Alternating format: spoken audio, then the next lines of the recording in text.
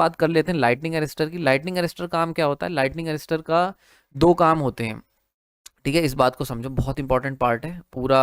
इसके ऊपर तो एक सेपरेट लेक्चर बढ़िया काम चल ही रहा है, हम लोग बात करेंगे। तो आर्क क्वेंचिंग समझ लो।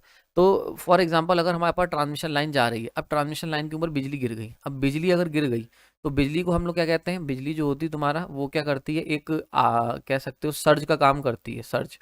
ठीक है। तो सर्ज क्या होता है? सर्ज मतलब हाई मैग्नीट्यूड के वोल्टेज, हाई मैग्नीट्यूड का चार्ज जो होता है वो फ्लो होने लगेगा, हाई मैग्नीट्यूड का।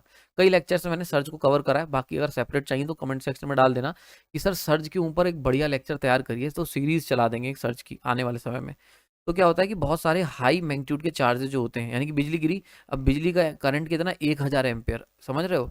इतना हाई एम्पियर करंट जो होता है वो गिरेगा आके, तो कंडक्टिंग है ट्रांसमिशन लाइन, तो दोनों तरफ फ्लो होने लगेगा। अब ये जहां जाएगा वहां तबाही मचा देगा, समझ में आ रही बात है? इतना हाई चार्ज मूव जो कर रहा है, तो ये क्या कह रहा था? This will known as surge. अब ये करंट हो सकता है, वोल्टेज हो सकता है, कोई भी चीज हो सकती है, तो बहुत ही हाई क्वांटिटी का चार्ज।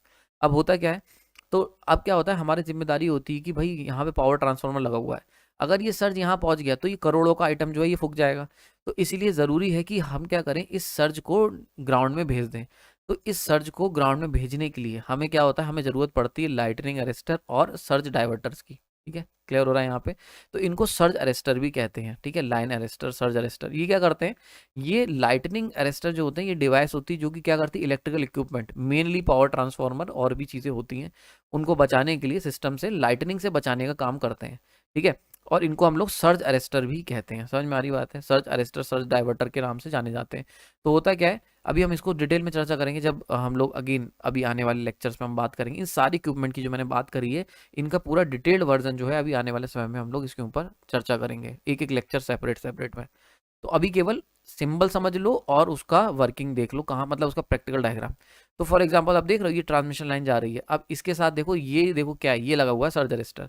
तो अगर इस पूरी लाइन में कभी भी हाई वोल्टेज का सर्ज आएगा तो ये क्या करेगा? ये सर्ज अरेस्टर है, ये सर्ज अरेस्टर, लाइटनिंग अरेस्टर, ये क्या करेगा? उस सर्ज को लाइन में आगे जाने की जगह उसे नीचे ग्राउंड पाथ दे देगा, लो रेजिस्टेंस पाथ दे देगा।